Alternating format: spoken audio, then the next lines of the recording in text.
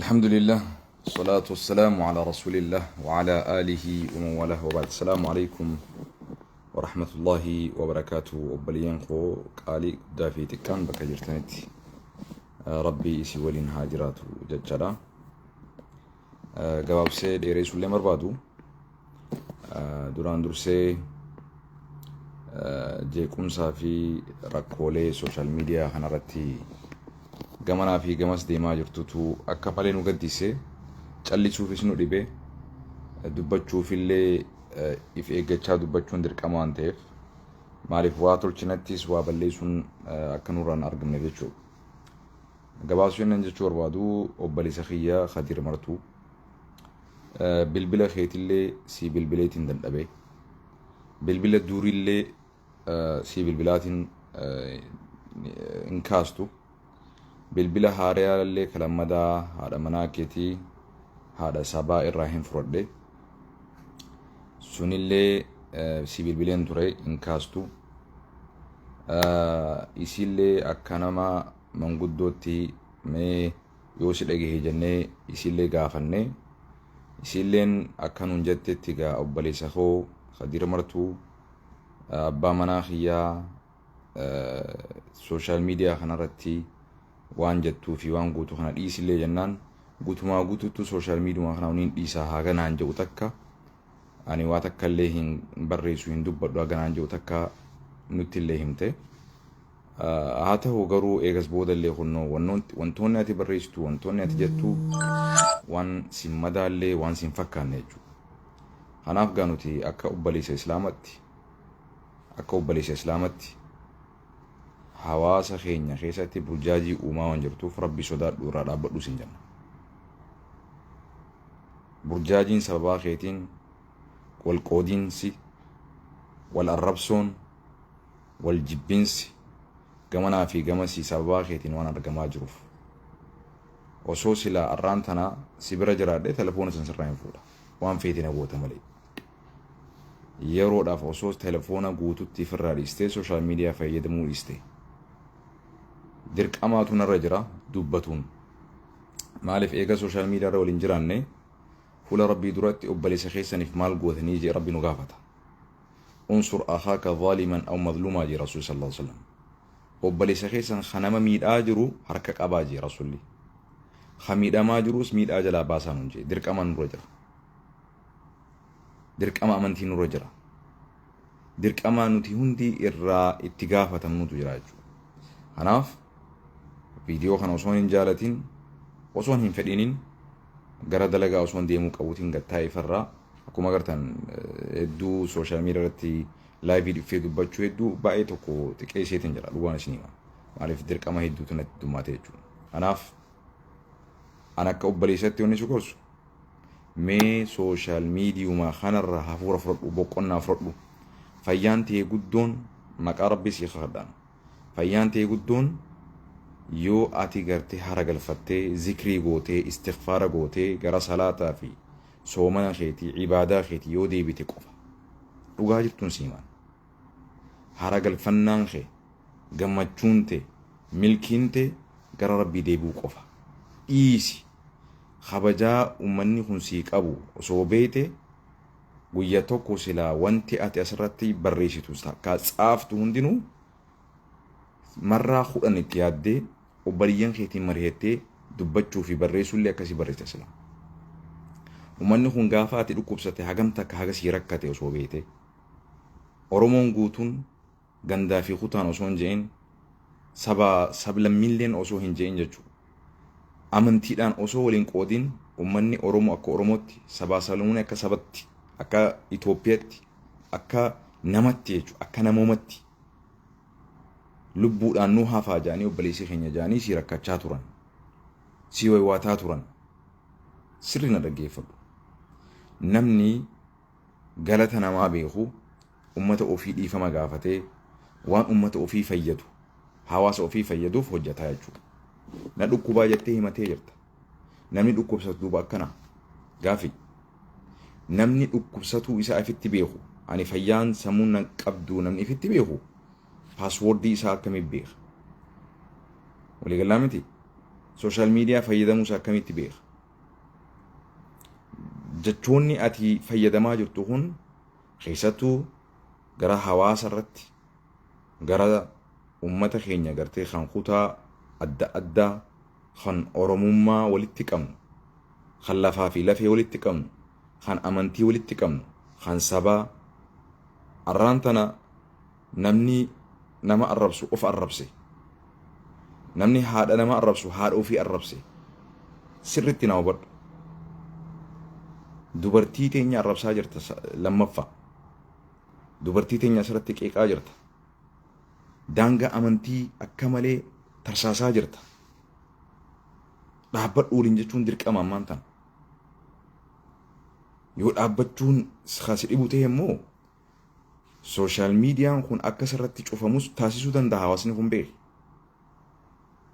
Hawaasummaa ati gartee nin dheebodheef nin rakkadheef nin beeleef jettu kun yoo ati irraa nagee hin kennineef akka social meediyaan fayyadamne si godhuu danda'a beeke.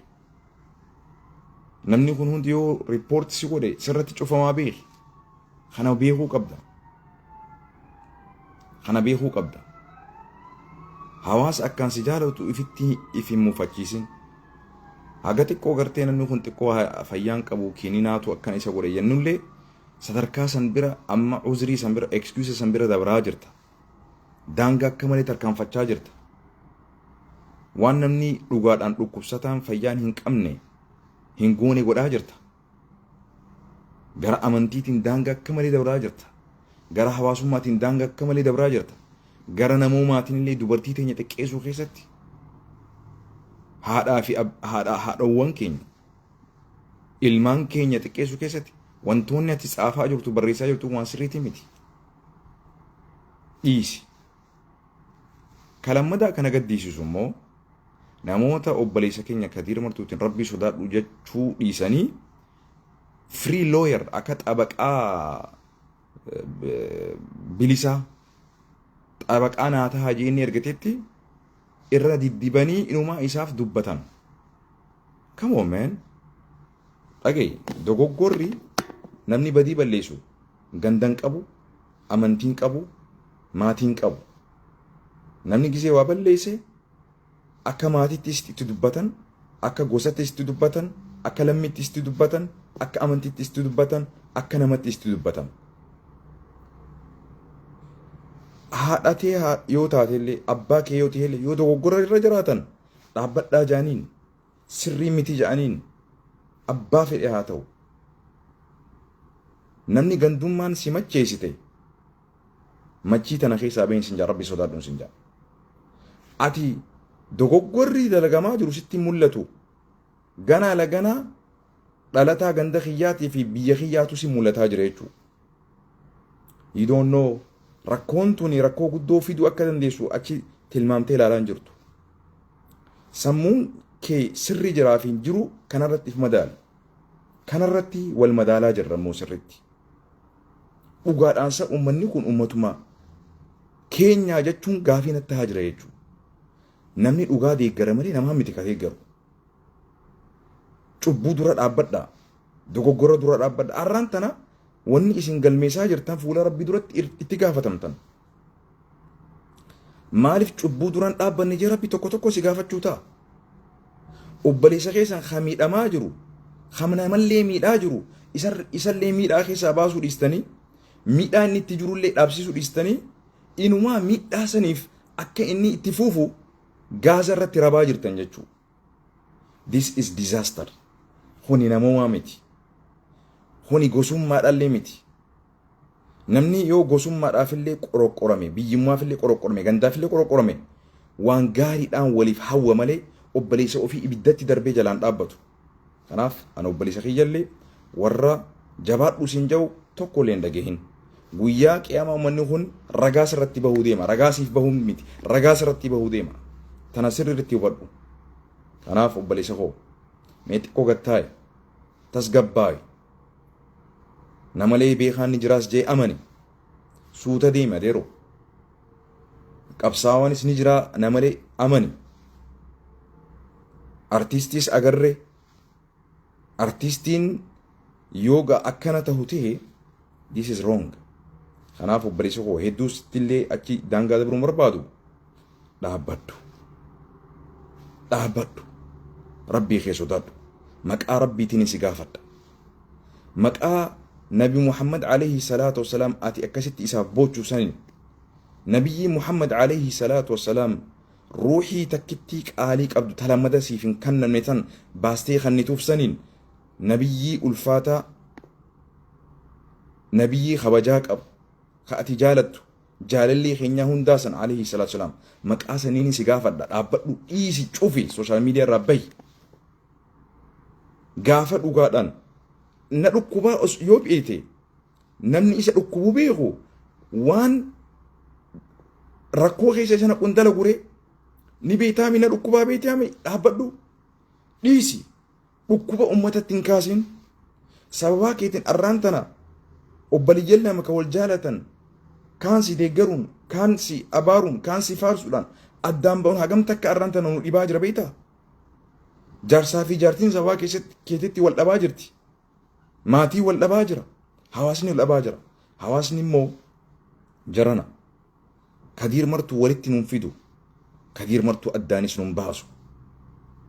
Rakkoon tanaa olillee yoo dhufteellee jechoota keessanii fi gocha keessatti rabbi sodaadha. Kan Harargeetis, kan Arsiitis, kan Wallaggaatis, kan Jimmaatis. Arraan tana Harargeen Arsiin Hararge Wallagga Arsiin Jimmaan Wallo gara addatti baanuu qabnu maqaatu gargari malee maqaatu nu gargari malee nuti qaama tokko ummata tokko rakkoo tokko waliin qabnu biyya tokko waliin qabnu lafaaf lafee tokko waliin qabnu sirriitti hubadhu. Arraa namni tokko dogoggoreef waliin dogoggoruu hin qabdan. Namni tokko wallaaleef waliin wallaaluu hin qabdan isinis. Dhaabbadhaa. Iffaarsuu fi wal faarsuu fi wal abaaruu fi wal xiqqeessuu fi wal qabuu fi wal gaqqabuu dhiisaa. Kanaa miti.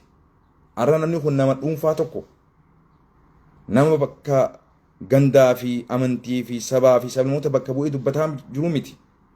Akka nama tokkotti ilaala. Badiin isaa badiisaati.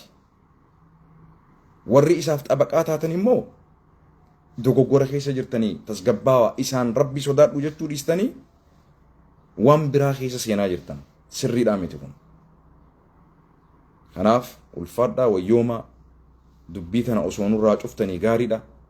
Namni immoo obboleessa keenya dhiyaatan bakka jirtanitti osoo telefoona irraa fuutan fayyaan isaan guddaan telefoona irratti hidhaa qaba.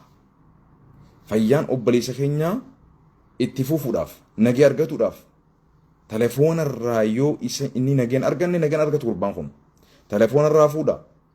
Telefoona rabbitti haa bilbilatu. Hawaasa isaa rakkatee isaa beelawee isaa dheebotee isa jaalatu qalbii ifitti hin cabsin qalbii ummata irraan haftu. Qalbii ummata irraan haftu. Aalimaa fi beekaa fi sheekaa fi hawaasa guddaa kanarraan haftu. Rabbii gaditti hawaasa kanaan jirta adeero. Rabbii gaditti arra hawaasa namni kutaa tokko tuqe Oromoo fi Oromiyaa guutuu tuqe. Itoophiyaa guutuu tuqe. Afrikaa guutuu tuqe. Talammada warri abalu sarara diimaa abalu akkasii abalu walii jettanis dhaabbadhaa gatte. Isin ka dubbii uwwisaa jiru. Isin ka fitnaa kaasaa jiru. Isa ummanni isin quwan qabu ummanni isin kaan sarara diimaa maal diimaa jettaniin sun gandaaf hin dhalanne saba bira dabree Afrikaa bira dabree addunyaaf bu'aa buusaa jira. Hayyoonni keenyaas abbootiin qabeenyaa keenyaas hundinuu gandaa fi miti ganda isin odeessanii hin beekan isaan dhageenutu hin beekan gandaa fi isin gandatti gannu deebistanii namni eega achi deeme come on namni eega gubbaa kana bi akkamitti gad bu'a gandatti dhalanne malee gandaaf hin dhalanne jechuuf if wallaaltanii namni gandatti dhalate malee gandaaf hin dhalanne hagandaatii miti tokkoon keessan hagandaatii miti kanaaf beekaa ganda xiqqattiif hin deebisina eega rabbi isin guddisee itti gaafatamtoota addunyaa rabbi isin taasise ani gandi kiyyanatti qaatee jira jettee yaaduu qabda. Ani haguutuu addunyaati jettee yaaduu qabda. Bahi machii gandummaatii fi gosummaatii fi no. Sadarkaan itti yaaduu qabdu sadarkaa guddina addunyaatti itti gaafatamummaa na jira malee hoxxee ganda xiqqaa tokkoof itti gaafatamaadha jettee if xiqqeessuun qabdu. Gandi ati yaaddu kuni ganda guutuu addunyaatu itti abbaadha yaaduu qabdaati. Kana rabbiin kasi godheeti. Ulfina akkasii qabda fitti beeki. Walii gallaa miti. Gosti ati lakkaawattu, gandi ati lakkaawattu natti xiqqaataa jechuu qabda. Ani ha biyya guutuuti, ha addunyaa guutuuti, ha Oromoo fi sabaa sablammootaati, ha guutuu Afrikaati, ha guutuu addunyaati. Sadarkaa sanii yaaduu qabda. Kanaan sinjaa ulfaadhaa galatooma obboleessa keenya rabbi haa fayyisu, rabbi nu haa qajeelchu. Dubartii teenyarraayis wanni ati tsaaftu, wanni ati barreessaa jirtu sirriidhaan miti dhaabbadhu. Ilmaan xixiqqaati qabdutu waan kana daawwata. Har'a namni miilaan kufee mucucaate yoo cabe deebisuu danda'a miila cabe san. Namni arrabaan kufee cabe immoo deebisuun nama dhiba. Walii gallaa miti. Jachi arrabni kee kun haga ati irratti qabdu siituu itti mooti, siituu itti abba. Gaafa wanni arrabni kee kun afaanii si bahee waan hamtuu jettee immoo isaatu si hoggana. Kanaaf wantooti ati barreessitu kun daran dhibee ta'e irratti rakkoo irratti uumaa jiran. Tasgabbii kee irratti rakkoo uumaa jiran. Fayyaa kee irratti rakkoo uumaa jiran. Wanni ati barreessitu kun dhufee ofiifuu dhukkuba sitti haa jira dhiisi. Hogguu ati waa jettu namaa waa sinjaa. Jechoonni namaa sun daran sammuu si sarbaa jira. Daran si miidhaa jira. Daran onnee si gubaa jira. Daran xiiqii keessa si naqee halkanii guyyaa maaliin barreessa jedhee rakkoo sitti uumaa jira. Kana na hubadhu obboleessa koo. Ani Dr. Amit garuu immoo waa hunda waan doktorri beekullee baadhu waan inni beeku hunda wallaalu immoo kana hubadhu. Dhiibbaa wanni si godhaa jiru wantoota ati barreessitu. Gisi ati barreessitu koomantiin sirra barreeffamu daran xiiqii keessa si naqaa jira. Dhiisi.